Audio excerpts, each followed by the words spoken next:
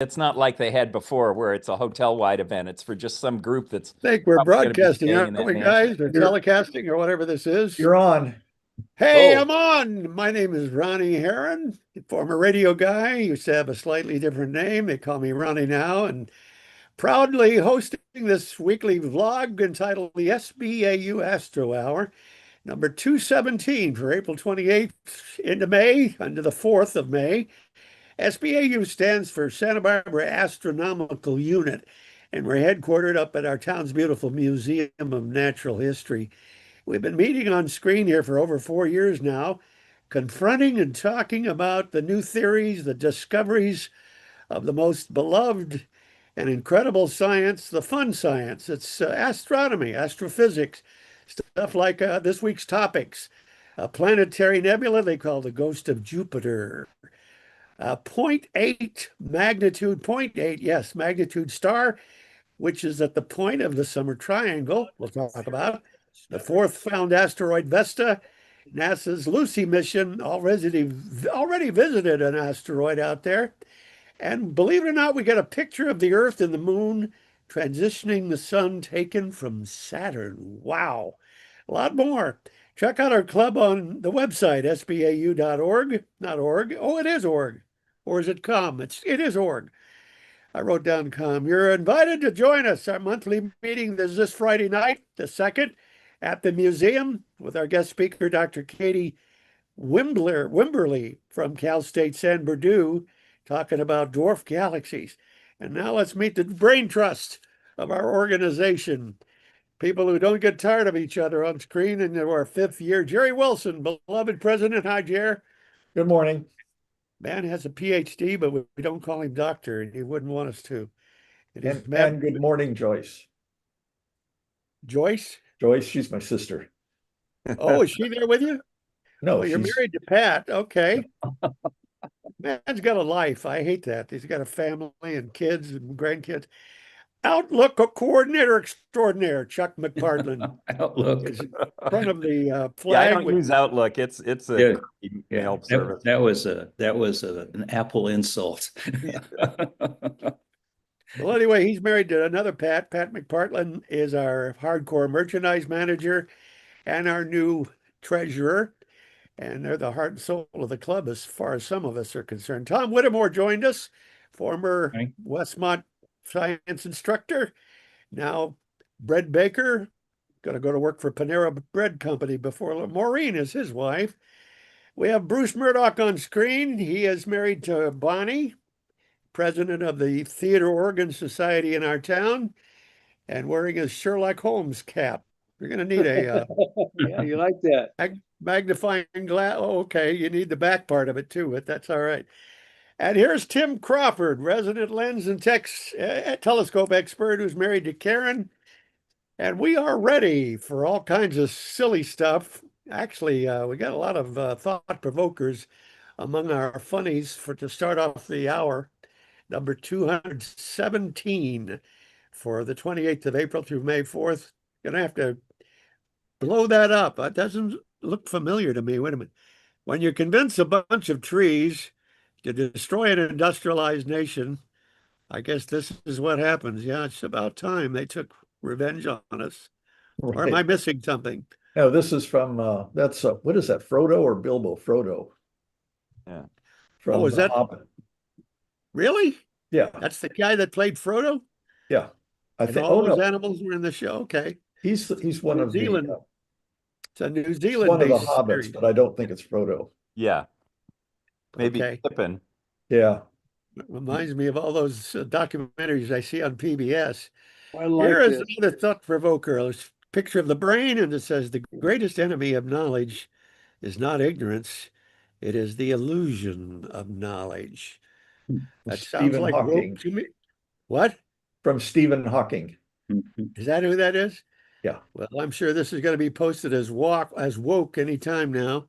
Blow Go that one ahead. up too. I think You woke is know, flattering. Machiavellian stuff. And he So wrote a what little thesis on why smart people don't rise to management levels because they know what okay. they don't know. Plus No, I'm half the serious, people because stupid people don't know what they don't know, and they'll Yeah. promise anything. You're That's right. the Dunning-Kruger effect. Well, we're looking at the space station and it says solar panels don't work up there in the cold. It's the ISS. Those are solar panels. Outer space is minus 454.81 Fahrenheit, minus 270.45 centigrade. It's been in outer space for 23 years, running on solar energy. And that's Fox News rotting your brain. Is that actual stuff they put on their channel, do you suppose? Yeah, No. that's one of the lame brain arguments against solar panels is they don't work in the cold.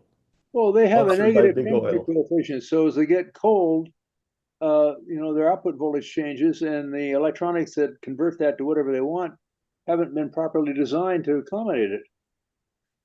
They have a science guy on Fox that comes forward and says these things. They have No. pseudoscience guys. Do they have a? Okay, this one has to be.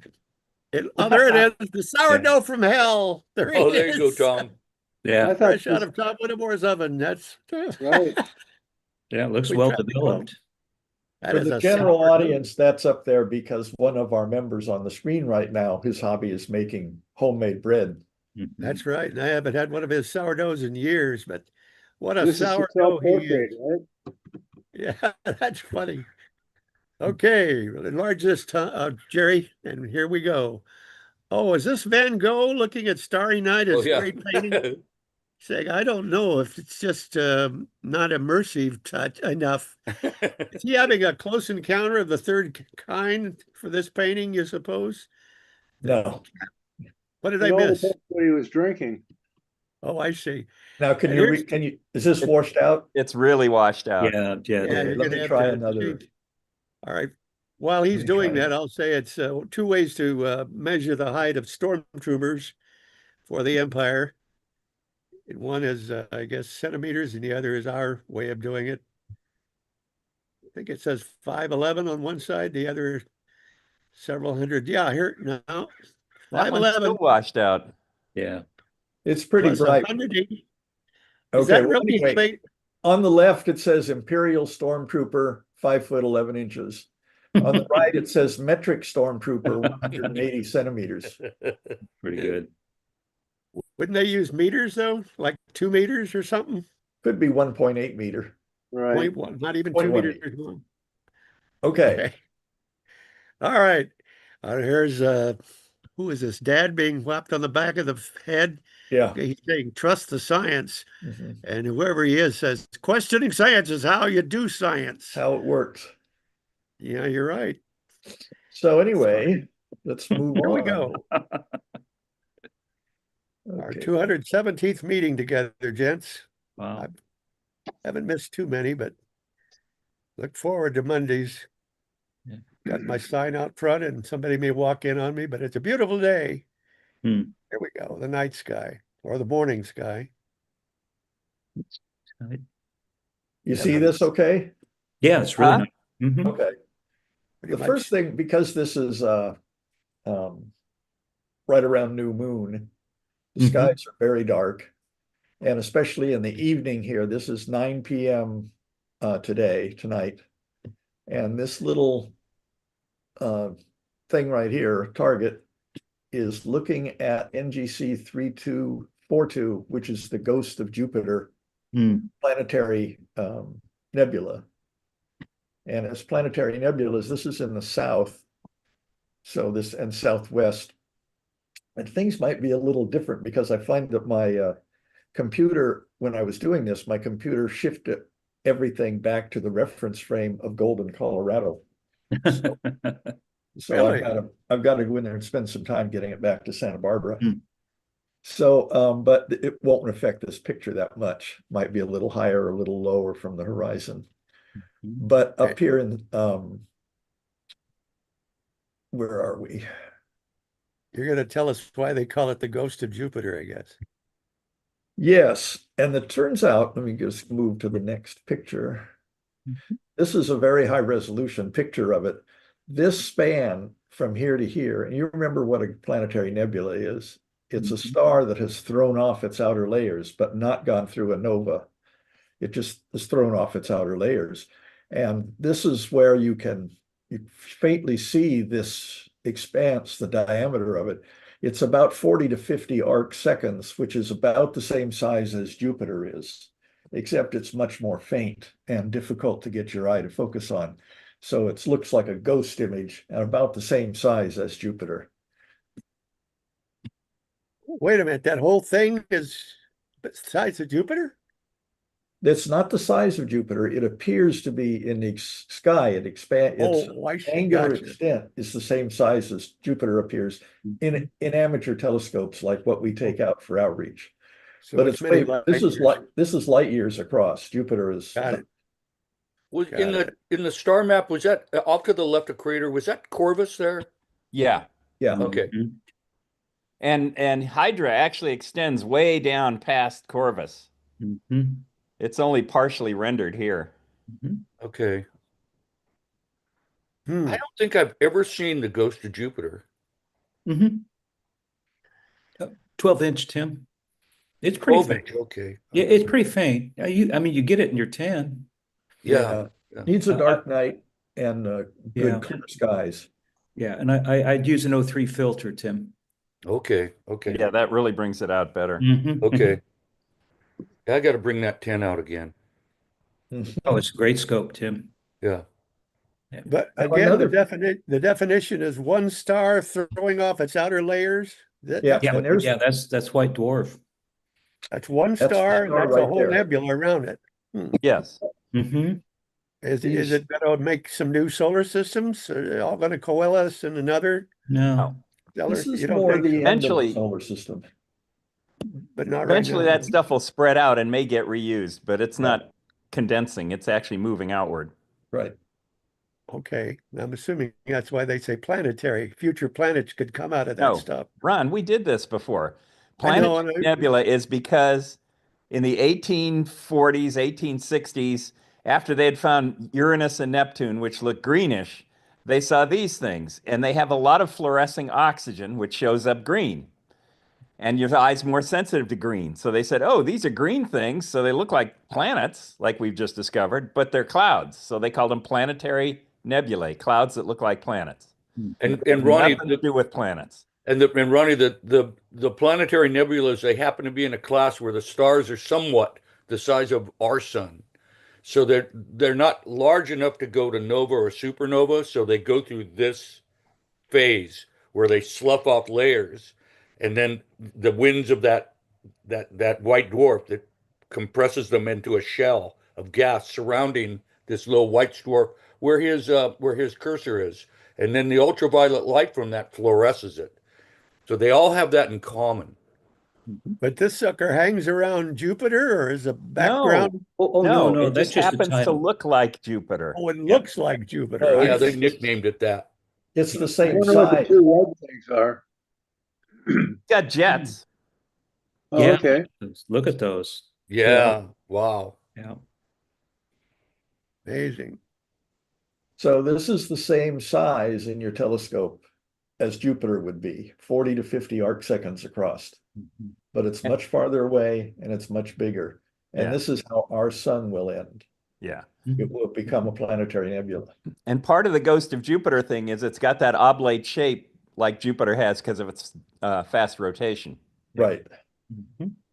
But it's not on the ecliptic, right? It's not on the zodiac plane. Yeah, Like those Ju- are two different things, but yeah. So Yeah. it's high up. Okay. I don't think there's any planets in here. No. No. Uh, No, the ecliptic's up there by Leo, which is above that. Yeah. right. Oh, it says that it's about 500 light years. Oh no, it's about 5,000 light years away. Yeah. Okay. Another good thing to find Mhm. is in this dark time is down here next to Altair and Tarazed. Tarazed. Mhm. Tarazed. And right up in here, in this region up here, is a dark nebula, one of the Barnard nebulas, and it's actually two nebulas next to each other, and it's called the Barnard E because they look like an E.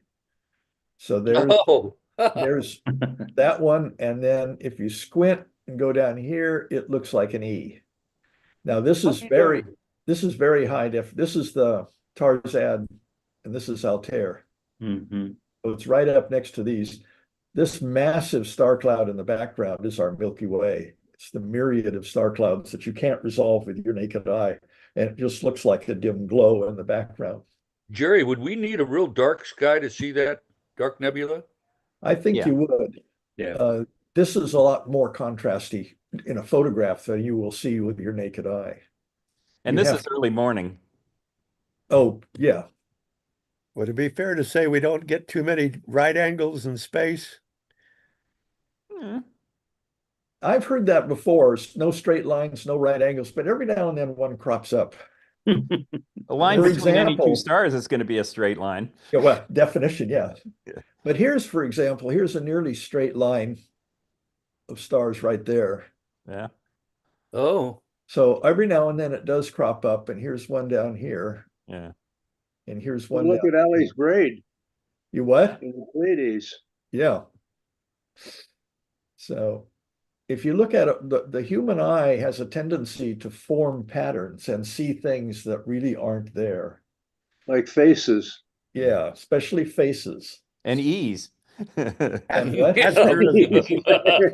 And And those lines, those stars may not be at the same distance, too. That's you know, right. so it may not physically be aligned, but Right.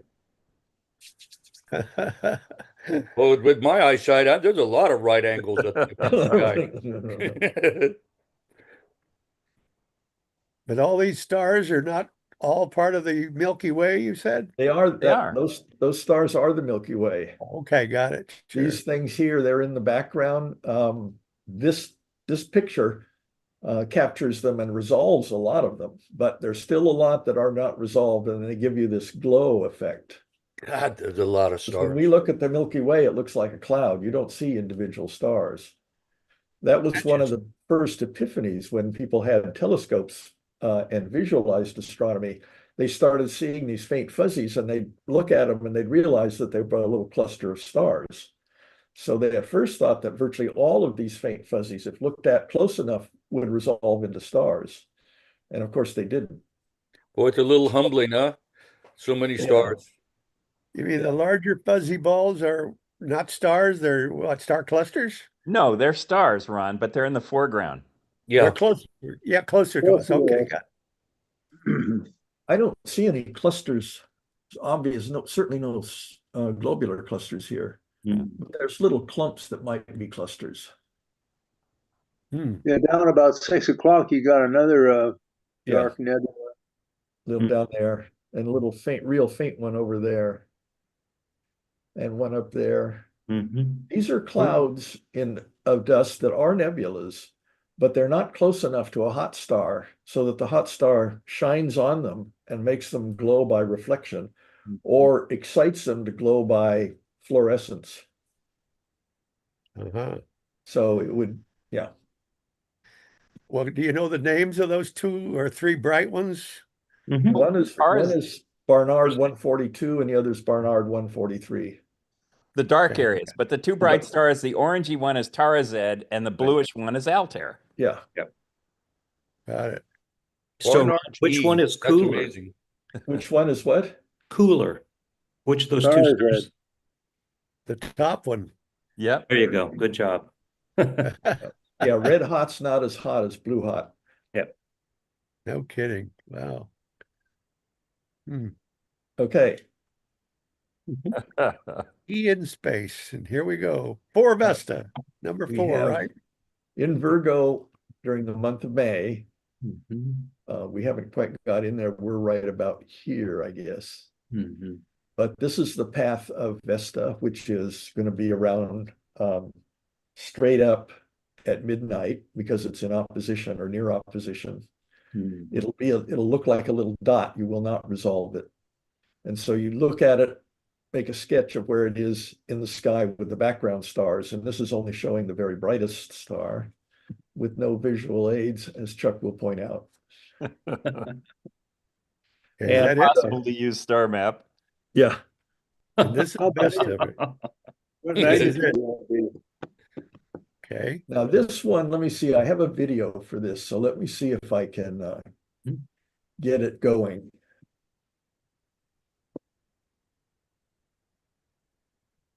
And that's potentially naked eye visible from a really dark place. Yeah. Not here, huh? Not, We're going to be talking later about NASA's Lucy mission visiting asteroids, but Vesta's not one of them. Vesta's already been visited. Yeah. Okay. God, we're visiting asteroids. What does that mean? Trying to bring back stuff. Some of them made of gold, made of titanium. Okay, I just found That's that. you're referring to that Psyche mission, yeah. And Ron, if you're from Queens, that's how you say Vester. Yeah. Esther. Or Boston, Africa, and Cuba. Yeah. Yeah. And What's the then if word it- for Ron? What's the word for a fountain in Boston? A fountain. Squirter, I don't know what. Bubbler. They call it a bubbler. Yeah, we heard that with John Kennedy. He added R's to stuff that didn't have Oh, yeah. R's and took Yeah, them they do off. that in New York too. Yeah. Yeah, took them off of words that did have an R. Yeah. God, Okay, we've been I've got a watching, little we've been trouble here, but watching, we'll- Ron, we've been watching this series called Shetland. Okay. It's really good. It's on Prime. And the accents, they're just phenomenal. These Mhm. people are basically Scots, you know, and the accents are, so we have to run the subtitles. yeah, Yeah. I can't have get my wife. I can't get my wife to quit saying Washington. Yeah. Washington. R in it. Yeah, Yeah. I live with subtitles without them. Is Shetland about the islands or about the Yeah, horses? it's the islands, yeah. North okay. up and off of Scotland. Yeah. Hey, I it's love Donald it. Johansson. Yep, there we Oh, go. yeah. Wow. Oh, that's what this This is. was taken by Lucy as she went by Donald Johansson. Wow. And this Oh. is one of these peanut-shaped Mhm. asteroids, most likely two large masses that came together with a lot of little crap stuck between them. Yeah, you can see the glitch right there in the middle. Yeah. Okay. You know what it reminds me of? It's Santa Catalina Island off LA is like that. It's Mhm. two clumps with a middle part that seems to be joined. If you've ever seen it on a map. Fascinating stuff, gents. Mm-hmm. Can't wait to Okay, see that now picture. let's see if I can get back to where I was. Zoom. Can never go back. So Jerry, what's the galaxy behind you? M51. Yeah, it's really nice. Oh, there we are. Yeah. Well, thank you. Yeah. Not many things in space are named after people where the whole thing is their name. Mhm. A lot of and last. asteroids are, it turns out, Ron. Yeah. Is that right? Yeah. Yeah, I worked with a guy around the year 2000 at Santa Barbara's remote sensing part of Raytheon's Civil Space Division, and Uh-huh. he had an asteroid named after him. Is The that right? The I science forget his- teacher I forget his name though. the science teacher at Goleta Valley Junior High has an asteroid named after him. Okay. Okay. But the So first this is- one, Can you first see one this was- picture? Yep. You see it? Okay, this is a still of Donald Johansson. It is really washed out, but it's okay. It'll survive. Oh, okay. The discoverer of Lucy. You Yeah. see the moon here? Yeah. Yeah, it's really nice. Is it washed out? No, it's good. Oh, no, Okay. it's really good. This is a planetarium, but this is a map of the moon. It's not a photograph. And it's from the Sea of Serenity here. That'd be amazing if you look up there and it had all the names on it. Yeah. You got to Well, turn they those just- on, Tim. They just need a big enough telescope. Yeah. That's the head of the soccer player. Yep. Mhm. Serenity there. Where's Tranquility from there? Right below it. Yeah, see, Yeah, Trent, That's where that's they where landed. it's in That's where Latin. Neil. Okay, Neil climbed out of the limb there. Okay. So Yeah, anyway, yeah. something happened in the Sea of Serenity when an Israeli Oh, yeah. lunar lander attempt Yeah. Oh, Christ, this is a before picture of the landing attempt. And this is an after lunar landing attempt. Now, this spacecraft had occupants on it, and the spacecraft did not keep its integrity together. So it was loaded with tardigrades. And now those tardigrades' little corpses are splattered all over the moon up there. So in the talking points, I called this giving the moon cooties. So, but the article, if you read that, it was speculative about what happens to these tardigrades, and it's very unlikely to contaminate the moon with living organisms. Are they Some of the- pathogens? What's that? Are they pathogens? They're No, little they're teeny little bugs. creatures that live on moss and algae. Mm. Oh, yeah, I've seen those suckers. They live Yeah. forever, don't they? Those. Water Yeah, They're bear. about a millimeter long. Yeah, they're about less than a millimeter long. They have a Wow. proboscis, a nose, a mouth. They have 6 sort of limbs that have no joints in them. Wow. They're very adaptable. The things could survive on the moon. They go into a dormant state. And if they're ever introduced to liquid water again, they come out of their dormant state, which is very unlikely to happen ever on the moon. So, What do they have? A vial of them on board? Yeah, yeah, they did. basically. And So so millions of them, and they all died, I guess, right? well, they all went into Yeah. their safe mode, their survival state. Most likely. A Wow. lot of them were mechanically destroyed because the impact was so severe. Hmm. I see another Andromeda Strain movie coming. It could be, but the point is not to get worried about these guys. The point is that we need to take precaution about anything going up there to any place, because you stand the chance of it not working out the way we planned and contaminating the place. If this were Okay. Mars, there's a chance it could have contaminated the planet. So are these microbes plant or animal? Good question. They're sort of animalish. Yeah. Animalish? When I was a kid, we used to play a game called 20 Questions. Although my oldest said, I don't want to play that. I want to play Guess Till You Get It. But you do the 20 questions and you divide the world up into 3 things: animal, mineral, or vegetable. And in animal, all bacteria, germs, everything, mushrooms, those were divided plant or animal, and it was very simple. Now they have categories.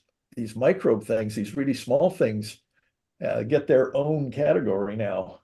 So it's animal, mineral, vegetable, or microbes. And viruses are in a class by themselves, aren't they? Not Well, animal. viruses are in the microbes. Hey, I know, but- Jerry, Yeah. I'm just going to break in just for a second. I have a real delayed question from Tom Totten. How to see Vesta? Would movement show and how long of an exposure Oh, against the stars? you couldn't, I don't think you could take realistically take a single exposure that would be long enough to show a streak for Vesta. But if you take your regular pictures, for example, if I were taking pictures, I would take probably a dozen or 2 dozen pictures, each 5 minutes long. And that would definitely show Vesta as a point. Okay, And then thank you. you do it one night, and then you do it the next night, and you see that they move from night to night. Okay. But during one exposure, I doubt that you would see it move. Well, yeah, I don't know if it's near one of the points in its orbit where it would seem to be standing still. If it's near opposition, it might be near that, so it might be hard. But a lot of these asteroids, when we're doing the occultations, you can actually just in real time, you can see, over 5 minutes or so, you can see that they've moved. Okay. Can we talk? Can I ask a question about this thing we're looking at? Yeah. Those are legs. Sort No, of. sort of. Well, sort of. Is it a one-celled animal with legs? No, it's No. multicellular. Oh, it's multicellular. Could we The see them legs if are not, the legs do not have joints. Mhm. They just have a joint at the shoulder, you might say, and they have a claw on the end of each one. And they can use them like legs. They Yeah. walk around basically. They don't have the equivalent of muscles inside that little body. Yeah, they do. They Yeah. do? Yeah. They're a multicellular animal. They're a millimeter long, Ron, so you could see them. Okay, and where do you find them? Are they in the house? Are they poisonous? Moist environments. They live on moss. They're called water bears. But you can't buy them like the old little monkeys. Remember what are those little monkeys? If we went over to UCSB and started going through the biology building, we could probably locate some. Yeah. Someone might be working with them. Do they have eyes? No. Yes, they do. Do they? Of a sort. They have light sensing pigmented regions. Okay. And so they eat one-celled items, I would imagine. Yeah. Yeah. Interesting. Looks like they have two paper clips here. Yeah. Maybe Staples. that's, yes, let's hold them together. I think I've seen pictures of these things actually coming toward you, and they got like round pig snouts on Yeah, them. they don't got a snout, so to speak. Yeah. Well, I want one for a pet. Now this one I'm sure is washed out. Yeah. Yep. So In front of the sun, transiting. I love it. This was taken by Huygens how many years ago? Or Oh, was it boy. Cassini itself? This is 2005. Mm. Huygens was the probe that had disgorged onto Titan. Yeah. So the mothership, which would be Cassini, must have taken the picture. Yeah, I think that Huygens is a typo. That's good. Earth and the moon passing in front of the sun. Wow. That's right up there. That's right up there you with see, the. you can see the dot for Earth, correct? Yeah, the moon Yeah. is a little harder. The moon's really Yeah, the moon is really faint, but it's right Yeah. there. wow. Now this is a simulation based on, as you see in my talking points, based on data from the probe, whichever probe it was, at Saturn. So Wow. it shows accurately to scale the size of each one and the separation. So this is 250,000 miles right there. So it was outfitted with some sort of a filter so it wouldn't get blinded by the sun. I don't know about that. This is a simulation based on Yeah. data, so it Oh, may this just isn't be an based on the location of the satellite, as far as talking back to the Earth and Yeah. the coordinates of the Earth. So Yeah. it's So they constructed. didn't, actually, and I think for just that reason, they couldn't get a good photo of it because the glare of the sun was way too much. Yeah. I wonder if he actually went, this person who made the simulation actually went back and looked at what the sunspot cycle was like. Yeah. I assume they were thorough. Yeah. Okay. Oh. There's that little blemish that was up around 10 o'clock, halfway to 10 o'clock. That was Yeah, a couple Yeah. of possible Right. sunspots up Mhm. here. Okay. We got to go to spaceweather.com and look at the archives for 2005. So Okay. that picture is it going to go up along with Carl Sagan's little blue dot, you suppose? No, I don't think so. I don't think Yeah, so. but- That was a dot. real photograph. No, yeah, it's still only fat. about 8 pixels by 8 pixels or something like that. It's tiny. Pale blue dot. Great Well, book. you would think that decommissioned Gaia they just shut down, it had jillions of data, would have something like that in it. Looking back at the Earth, was it out beyond us? It was It only couldn't- looking outward. Oh, okay. And there was a musical made, Ron. Called Did you know about it? The no, musical what? Gaia and Dolls. With Wagner, wasn't it? Yeah. Right in the- Thanks, right Tim. in the Valkyrie. Lord, when did I lose control, Jerry?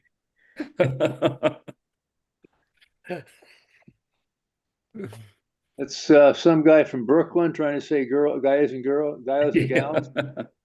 Can you Okay, see? so this was more than just a still that the guy made. Yeah. Wow. And there's more sunspots showing up. Yeah.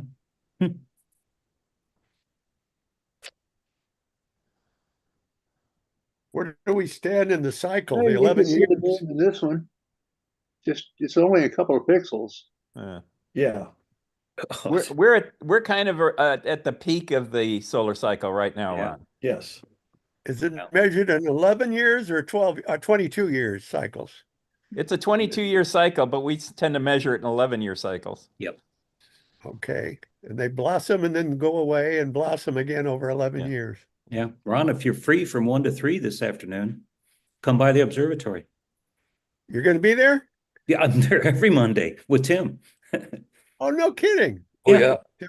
Tim Crawford? Oh yeah. Oh yeah, yeah, Tim's there. I'll be there. Yeah, come. What- It's free. It's What's it fun. cost? Is this open to the public too? Yeah. Oh yeah. Yeah. Mhm. Well, the public They- has to pay museum admission, Right. Oh, but but I as an don't have AU to. volunteer, you wouldn't have to. Right. Where is this held? At the Palmer? observatory at the museum. Yeah, Every the Friday. Palmer. Palmer Observatory. Mhm. Great. For some reason I was thinking Westmont. We're holding meetings there outdoors. Mhm. Mhm. Okay, look at this. Mercury. This is from the Parker Solar Probe, Wow. close to the sun. no The kidding. white streaks are transverse protons. Oh, really? Yeah, it's solar wind. And you can see the solar wind in the corona out there. Mhm. You can also see a coronal mass ejection here pretty soon. God. Venus. There's Venus. Wow. Protons? Boom. Oh. Wow. Oh God. Just down the block. Yeah. Yeah, I don't think your telescope's that sensitive, Tim. Oh. Man, but those things, how far out they're just Oh, way there's the comet. There's the comet. Yeah, Comet T. And another Really? coronal mass ejection there, or flare. Wow. That's amazing. God. Do you suppose that Parker probe is taken Oh, close there's the up? Pleiades, Ron. You see it up there? It's the Pleiades. Wow. So it's looking beyond to the side of the sun, getting a big flare, and it's not using a filter? Oh yeah, it's heavily filtered. Yeah. Oh, it That was is. probably on its close approach, huh, Jerry? Yeah. One of the close approaches. So the solar wind is what, mostly protons? Yes. Electrons. Little bare ass Electrons, atoms protons, without mostly electrons. protons. Mm-hmm. Well, electrons, I get lost in that. We lost Tim Crawford. He's on his way to the museum's observatory, I guess. Oh, no. Yeah, he'll be there. Okay, I'd love to come join you at 3. Oh, please do. It's really fun. It's really fun. Well, I imagine That it we gets get more. packed. It seems we've been getting more people on foggy days. Okay, so you're watching the sun today, I guess. Yeah, white light. And then Tim's going to have I think he's going to bring his new hydrogen alpha telescope. I think so. Mhm. Okay, the only thing to focus on in daytime is the sun. That's Jerry, where'd you get that video? I'm gonna have to make some popcorn and take a look at it again. There's a link, Tim. There's a link to it in the talking points. Oh, Yeah. okay, thank you. Sure. Oh, that was I didn't click on the link. I wish I did. Mhm. So anyway, this illustrates, this is the topic about where are our sun's sister stars. We've discussed that in some generality before, that all stars come from clouds of gas and dust. And this picture is of NGC 6357, and it sits in the open cluster Pismus 24. This is an example of an open cluster and the parent nebula that created it, that they formed from. And when the stars turn on, they start emitting this solar wind or stellar wind, and that pushes these nebulas away, the nebula that they congealed from. And here you can see in the different pictures, you can see shapes like this. They're like there's some wind blowing down that's smoothing everything out and pushing it away, pushing away the easy, tenuous parts, but the stuff that's thicker, resisting it and standing up more. So this is in a nebula, this part that is being blown away from and revealing new stars by these stars. And then down here, where there's not a lot of structure like that, or in the particularly dark regions, there can be other stars that are forming. Now down here, this is a star that has recently turned on, and you can see it's making itself a cavity. It's blowing away the nebular material. And eventually the nebular material will be dispersed and so fine that you can't see it anymore as a nebula. And most of it will, or at least a lot of it will have formed into the stars. So at first, this star cluster and the nebula hold itself together with gravity, but each star in the cluster and different parts of the nebula are in a different orbit around the galaxy center. So if you stare at this situation for a while, it looks like everything will disperse because gravity is not strong enough to hold this whole thing together. And this will take thousands and thousands of years? Yeah, It'll millions. take billions of years, millions maybe. Oh, wow. So our sun was born in such a cluster like this about 4.6 billion years ago. Older than dirt. Where'd all the dust and gas go then after we were created? It gets real thin, it gets blown away. Huh. You can see the same thing in the trapezium in M42. Exactly. There's a lot of examples of this, and James Webb took a lot of pictures of this exact thing happening. That's what the Pillars of Creation famous image. I think that was actually Hubble. Yeah. But that one, that's what that is showing. It's showing dust being blown away by new hot stars. And the James Webb has a good one called the waves breaking on the shore or something of the Carina Nebula. Yeah. Now, this particular one, there is an ongoing research project to find the siblings of our sun. And two of them have been located, one in 2005, I think, and one in 2018, that have been pretty, according to the researchers, pretty definitively found. And this is the first one. It is HD 162826. And it's right at the center of this crosshairs here. There, let's see, it says HD 162826. And that's where you might expect to find siblings because it's near the solar apex there. That's right. That's right. It's near the direction we're traveling in our orbit around the galaxy. Where the sun's dragging us. Yeah. That's why we're called siblings? Because it was born probably from the same cloud. Yeah. Oh, I see. Okay. Eggs from the same nest. Darn. This is a photograph of that star, obviously with a rotating satellite or something. Yeah. Only an airplane. Yeah, it could be. So this is the one we just showed in the constellation Hercules. Now they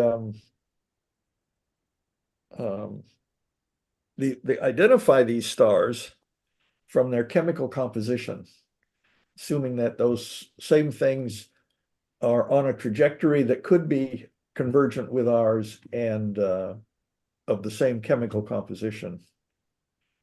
This is that star, not a picture of it, but a representation of it, HD 162826. It's 110 light years away. It appears to be so far the nearest solar sibling. There's our sun, which is a G2V star. This, however, is an F8V star. Yeah, that's 5, Jerry.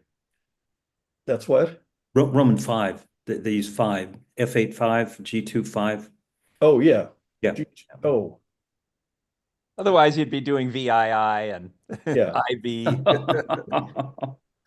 So this is 120 light years away. It's a sibling, but Alpha Centauri, 4 light years away, is not? Yeah. Wow. Different composition. Got it. Come from the same pot of stuff. Yeah. And as we rotate around the center of the galaxy, you know, we sort of get mix-mastered a little bit. That's why you can be passing by something that's not related. Right. Yeah. Apparently we've Well, the F star will be a little hotter than the sun too. That's an F. Yeah. Little hotter.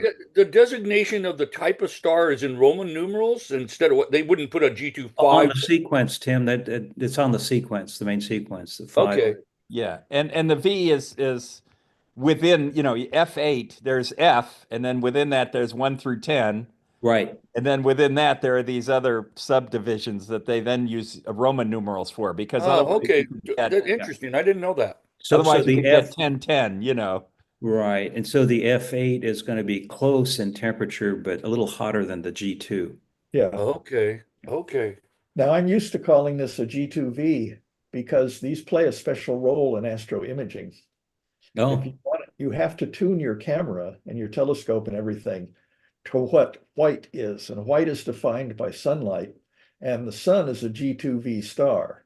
So you want to take a picture of a G2V star in the sky, and there are thousands of them, and you want to get it so you don't saturate the star, but you look at it in your 3 different channels, red, blue, and green, and that gives you the ratio of red, blue, and green that you're going to combine things to get a true representation, with true in quotation marks, representation of the star's color, because actually everything you see in a sky photograph is false color. But we in that business, we're more interested in just labeling the star, so we've all come to casually call it G2V. But not to argue with Tim. Tim is right. It's a Roman numeral 5. yeah. Right. Well, would it be fair to say, gentlemen, in these stars, pretty much all the elements have been pre-created by earlier stars that blew up, and Yes. they're now inside our sun and that other star, Yeah. except for iron. The minute we get to iron, it's all over, isn't it? Right? I don't think these stars are going to get to iron. We don't make iron, Ron. You have to be in a star that's more than about 8 times the mass of the sun to make iron. Yeah. The But most there's we'll iron in- make, the most we'll make is carbon or oxygen, and that's when we'll turn into a white dwarf. That's why stars have different histories. Right. Oh, so they Neither one okay. of- That's really good. I didn't know that either. So would they Neither go one of to these two guys carbon or has oxygen? Neither one of these two guys has reached their Right. planetary nebula stage. Right. Right. So let's look for the second one. Mhm. This was discovered, I believe, in 2005. The Yeah. next one was decided on in 2018, and it is in the constellation of Pavo. I Okay. haven't marked it, it's too hard to find, but this shows you where Pavo is, Mhm. and it's in the southern sky. You're not going to see it from here. Right. Mhm. Matter of fact, this chart might be upside down from looking at us. Yeah. Yeah, I think it Capricorn is. Yeah. Yeah. So, but this is how it looks from Colorado. No, I don't know that.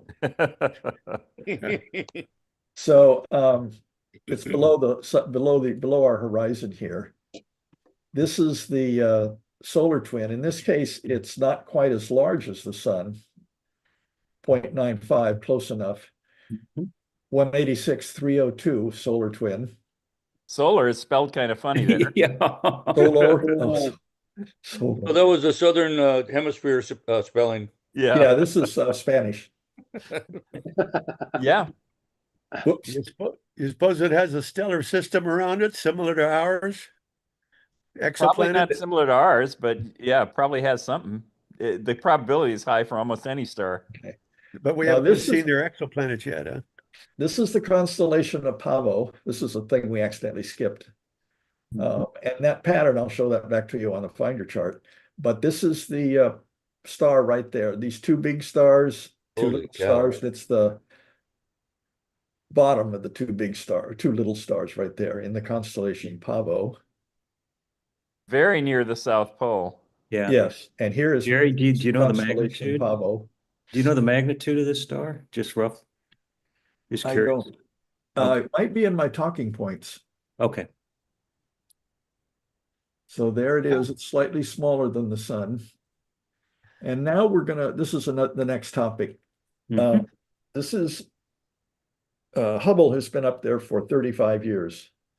And so this is a celebration of the anniversary with some of the great photographs that they've taken. This shows the Hubble telescope, and it's got an astronaut in the bottom. Yeah. It was put up there by this space shuttles, and it was because space shuttle can go much higher than ISS, much higher than the low Earth orbit. and it can go to where Hubble is. So this is a repair trip. This is the one where they put the spectacles on the thing. They fixed it, it didn't focus. They gave it glasses. Yeah. The story Really? of its needing glasses is an interesting one, but not for here. Thought it was a bad mirror. Yes. It And was that's what made they wrong. fixed. Yeah. Oh, okay, got it. Yeah, they had a tool that was not right. Well, is it not taking videos or looking at anything? Is it shut down? No.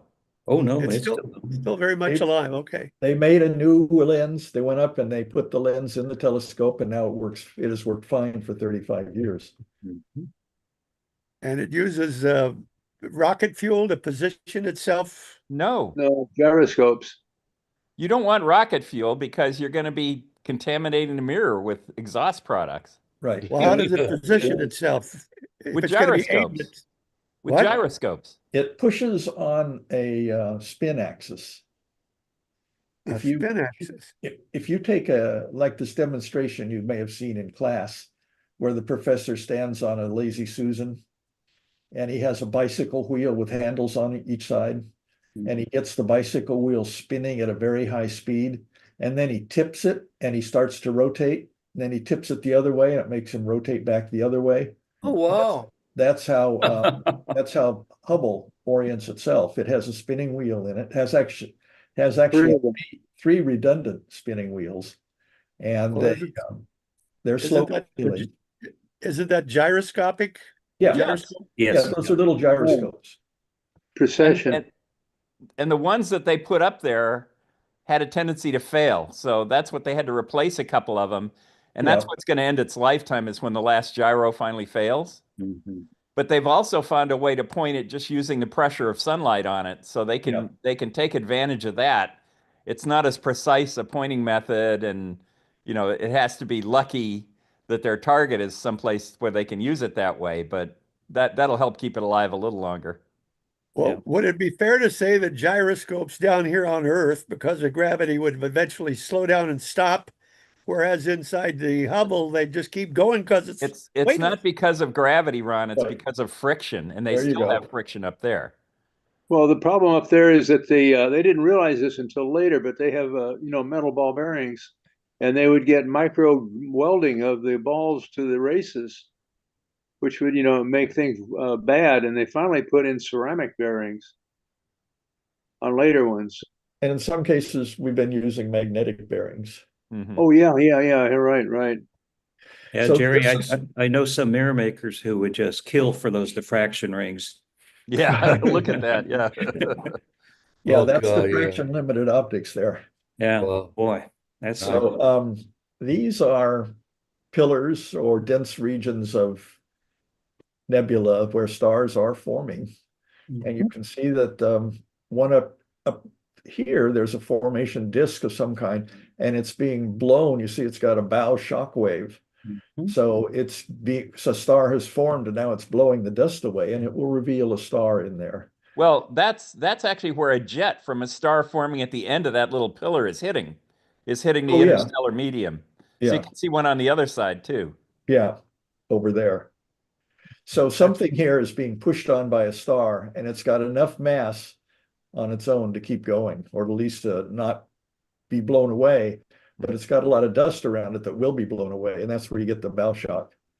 And here you get one too. Mhm. But this is not one of the pillars of creation. No, this is not. This is a different. Mhm. Okay, because that looks like a glove. The Pillars of Creation was in the Eagle Nebula. This is in the Carina Nebula. Looks like a rabbit to me. A rabbit? Yeah, the big eye and Yeah. his nose is pointing off to the right-hand side. Well, With- we go to different movies. To me, this looks monster from a monster movie. It's The a rabbit wearing one of those nightcap hats that has the long tassel. Right. Yeah, right. Looks There's a like Star Wars animal up at the top there with the trunk. Yeah, looks like a wizard to me. Yeah, I'm in the wizard category. There's a lot of fine detail, a lot of fine structure down here where the stuff is following some kind of a magnetic field. Wow. So Oh, very, yeah. very, Yeah. very detailed. This is 7,500 light years away from Earth. Okay. And in the bigger picture that's in your talking points, off to the left is that shoreline that they took with the James Webb. So kind of in the lower left. On this picture, Yeah. Oh, okay. Yeah, down that sort of straight shoreline along the lower left here. Oh. No, no, no. over Yeah, here. over there. Yeah. Mhm. And that's where the James Webb picture is, I think. It looks similar. Uh-huh. And so these would not be planetary nebula. They're too big, right? No, They're these, just a totally different thing. Yeah. Yeah, but right. some planetary nebula material is probably mixed in with this stuff But from planetary, long ago, planetary nebula. Now, if the James Webb were looking at it, you'd see 4 more spikes here. Right. Yeah. But we can tell it's not looking right now because there's only 4 here. wow. Well, you guys can never see it look like that in your telescopes, can Now 104. this one, Well, long enough exposure, you can come close. Is Yeah. that right? All right. What That's is a this? kind of telescope you have. This- Schmidt casting range don't typically have that kind of a diffraction It's a- cross. Is this a galaxy? yes. Yes, This yeah. is the sombrero, but it's really washed out. Oh, Huh. Yeah, I remember the sombrero. It does look, they all look like hats, like sombreros or Easter bonnets or. Well, are we lost? um, Lost in Tell me space. about the Webb. It doesn't use rockets either, rocket fuel to align itself. It's got spinning gyros. Yeah, and it's Right. got some thrusters, but they're probably the helium stuff, and they are located on the other side of the sun shield. Okay. is this less washed out? Yes, this is much Yeah, better. it looks better. Mhm. Oh, yeah, you can start to see some detail. Yeah. It's a very nice picture. A Mhm. couple of colliding galaxies down here. Yeah. Another one over there. Another galaxies. Don't know Well, it what that doesn't. is, galaxy. But this is a beautiful galaxy. The dust ring here. This was one of the closing pictures in The Outer Limits Mhm. back in the 60s. Oh, it's not a barred galaxy, is it? I can't tell, but I don't think so. Okay. It's an elliptical then, huh? It's a spiral, but Yeah. we're Now really this- edge on. Yeah. Suddenly Yeah. we're at Jupiter now. Yes, this is a picture. The Hubble telescope can take pictures in the ultraviolet. And this is pictures of aurora on Jupiter. Of what on This is Jupiter? Europa? This looks like Jupiter. No, this is an aurora. Oh, okay. Okay, It's so probably associated with Io. Io has a flux tube of radiation that goes and connects to Jupiter's magnetic field, and some of the swirls you see in the aurora are sort of tracing out the orbit of Io. Really? they have the same thing on the bottom on the South Pole. Yeah, probably. But we're not looking down on the South Pole. Jupiter has a Gotcha. really complex magnetic field with multiple poles, so you could get all kinds of stuff going And on. it has lots of radiation to play with. Yeah. But that Juno has been orbiting and giving us fantastic soupy pictures of the poles, man. It's not like the sides. Okay. So this one is a very interesting picture. I chose it because it's not a highly visual picture. The Hubble also has on it a imaging spectrograph. And this is a spectrograph. The blue colors here are a different wavelength than the red colors here. And this is an illustration of the Doppler shift. Something in here is rotating at a very high speed so that part of it is blue shifted. So it's off on this part of the spectrum. And other parts of it are red shifted because they're moving away from us. And so This is probably like an accretion disk on a black hole.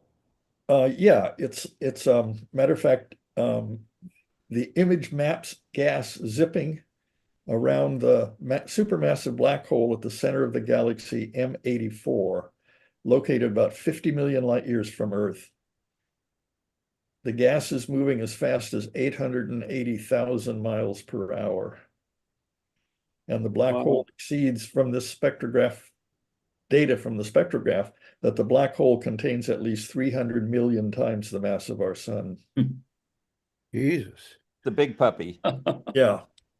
And it's moving fast. And it's not the center, it's not SAG-A?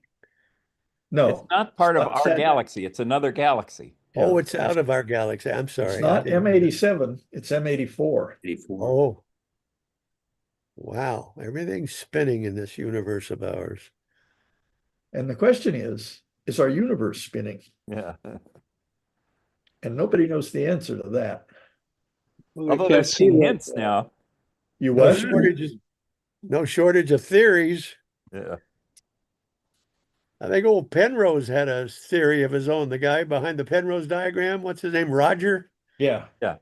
Is he the one that says it's more or less steady state? It just keeps blowing back and forth. Well, that's That's not one steady thing, state. yeah. That's oscillating. Yeah. Well, gentlemen, you've awed me and just amazed me again. I got to tell you, we're going to close things out, but meet again Friday night in Farrand Hall for the lovely lady from San Bernardino, Cal State, to talk about dwarf galaxies. And I'll try to join you guys this afternoon at 3. Just Oh, consider no. me. It's not 1 a to 3. 3. 1 to 3. Oh, 1 to 3. Geez, Yeah. I'm glad I got that Hey. straight at Palmer Observatory. You get there And we'll at 3, see you you won't back. find anybody. All right, we'll see you back here next Monday morning, 11 a.m. for number 218 of the SBAU Astro Hour. Thanks, Ronnie, Ronnie. good Thanks, morning. Jay.